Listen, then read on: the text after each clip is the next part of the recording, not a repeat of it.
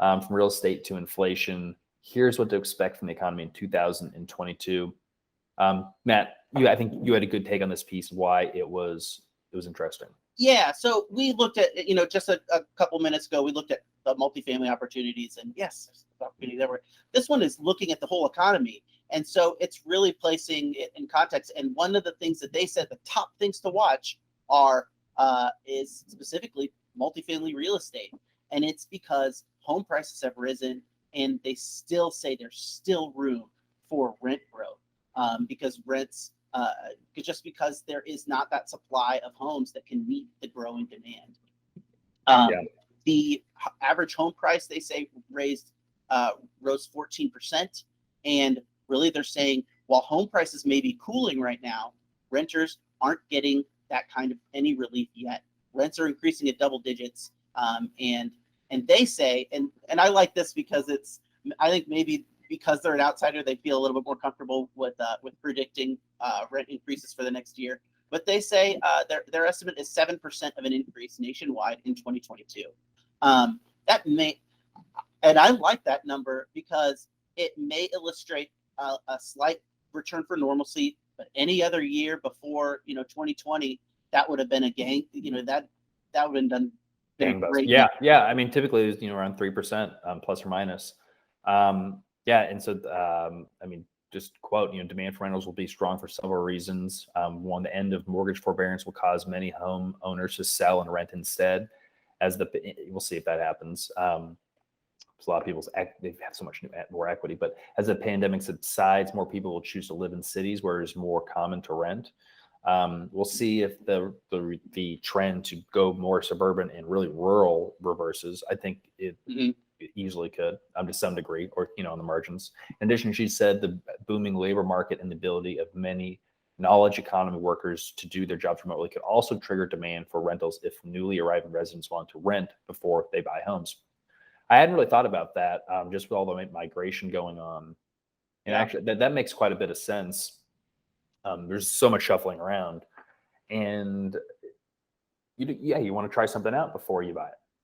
That makes sense. And if there is this constant, if the rate of migration in general, people get more, they're always kind of moving around. There may be a steady pool of renters that have always just moved and are looking for a new place to live. That might be replaced by another family that just moved in, or couple, or probably single person. Yeah. But I thought that was particularly interesting, their perspective on these things as a whole. And I also think that, just talking about this 7% increase nationwide, I would love to see what people think of the demand from investors next year. So are investors expecting a 7% increase nationwide, and are they going to price that into their bids when they're bidding for another project? Well, they already have. I mean, why? I don't see that. Why? That's the story of 2021 from our point of view. I mean, people have been pricing in incredible amount of rent growth, and we've been pricing in a lot of rent growth also, because it's.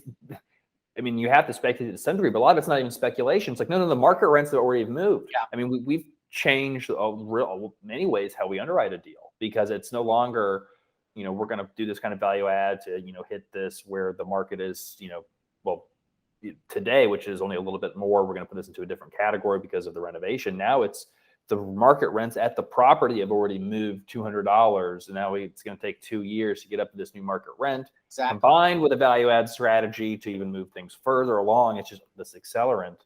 And without a doubt. And that's what I was thinking of too. It because they have factored this in, it's almost like you have to wait that much longer for growth that seems to have been factored in the so it just does seem to change. Well, it's priced in, but that's where I think it makes the market exciting, because it's not as simple as it was. Yeah. I think that the element, the risk has increased. I think the return has also increased significantly.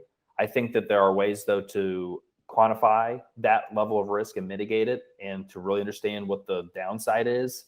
And that's why I love investing in apartments, large apartment buildings in general, is because when you really take a close look and you quantify the downside, from the deals that we look for, the downside is, and this is like near worst case scenario. Obviously, something could happen that is just, once in a 1 in 1,000 event. But our downside is, okay, we're getting 3% cash flow, or 4% cash flow, or even 5. That's like, if things just don't go according to plan, nothing works, and we have a recession, can't get any growth.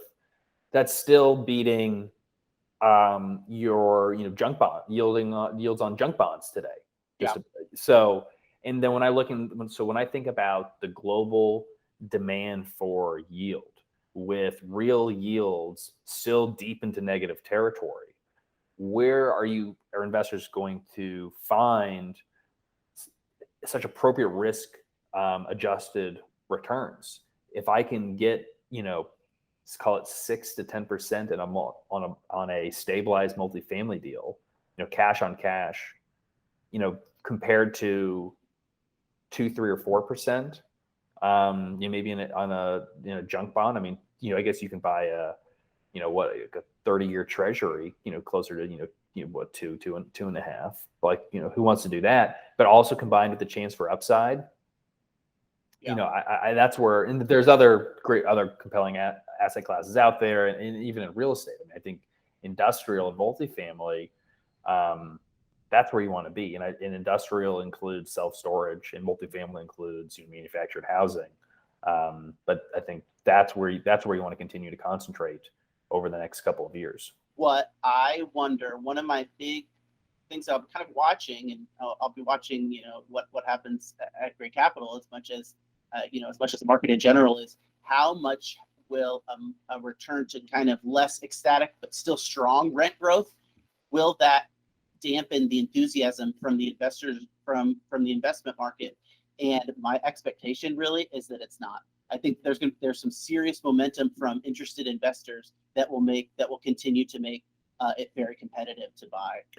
It's in part of that is that search for yield isn't going away anytime soon. Yeah. We saw the report on how many baby boomers there are out there. They need income. And how do you generate income in retirement? It's through yields and passive income. And these rental properties, multifamily apartments, specifically large multifamily apartments, are one of the best passive income vehicles that exist. I mean, to get similar yields, you can, crypto, you can go and, stake crypto. I don't know how many baby boomers are doing that.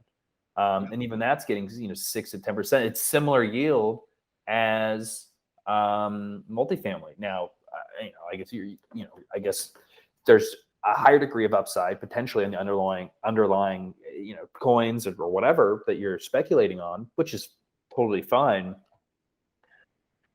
But especially when I think a lot of these individuals who have been investing in multifamily and real estate, I mean, we saw 40%, kind of on average value increase year over year. Mm-hmm. So people are going to, when deals start cycling, which they already have started to cycle over, because people have seen huge value increases, they get high IRRs. People are going to be getting 30, 40, 50, people are going to be seeing 60 to 70% IRRs on some properties, on some deals. Oh, man. 2 to 5x multiples. And we sold a property down in Evansville, held for a couple of years this year, 3.4 equity multiple over a 4-year period. Typically, we're looking for a 3x multiple over a 10-year period. That's considered a good deal. We're doing that in 3.5 years. So when people multiply their capital times 3, they still need to get a yield on that, and they can accept lower yields and lower cap rates and lower cash flow because you just 3 times your money. So you could really divide your whatever yield you need by 3 and still be getting the same volume of cash. Or if it's just a little bit less in yield, you get much more cash. Well, and that's what, it's probably obvious. It's like, it does privilege the people that have bought and owned properties before the pandemic, and they will be in this market. They may not see the opportunity, the huge multiples, but they can kind of extend that success because they're in and they're cycling through and they're doing more deals. So yeah, it really pays to be in the market already, for sure. Yeah. And this is where, just circling back, it's being invested in the housing market. Yeah, it's been great past couple of years. But what's so screwed up is like this is like a manufactured environment that we're in right now. Mhm. It's because the government took certain action and spent, $7 trillion in the Federal Reserve, lowered interest rates and buying mortgage-backed securities. This, COVID didn't cause this. The government with the lockdowns caused all of this. And not saying that a lot of things weren't 100% necessary, because we didn't know, and you're fighting a war or whatever. But just looking back objectively, this crazy economy was totally caused by governments and central banks, like 100%. Like the virus, like more people would have died if they didn't do something. So like you have to do something, but the economy wouldn't be so topsy-turvy. And the result is exacerbating wealth inequality. I mean, there's no other way to say it. Yeah. If you were already invested in the market, the housing market, you get 40% richer. Mm-hmm. If you weren't, you could have lost your job and you could be way behind. Maybe and then they're like, oh, well, maybe you saved up a couple more $100. Your savings rate up to 20-30%. That's great. Now you've saved a couple $1,000s, but that's nothing compared to if you were invested in, the stock market or real estate or cryptocurrencies. And that's why I think there's so much focus on financial education, people trying to figure things out for themselves. Because if you don't, you're going to be left behind. Unfortunately, that's just the way that the world works.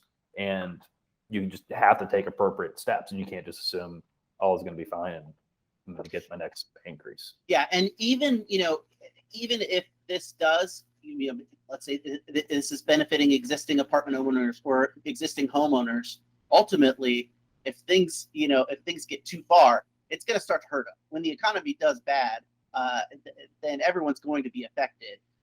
Even if you had a couple years or a year and a half of low rates and a lot of money. Yeah. So in the long term, you are looking for a more stable and more predictable and less maybe hysterical or ecstatic environment.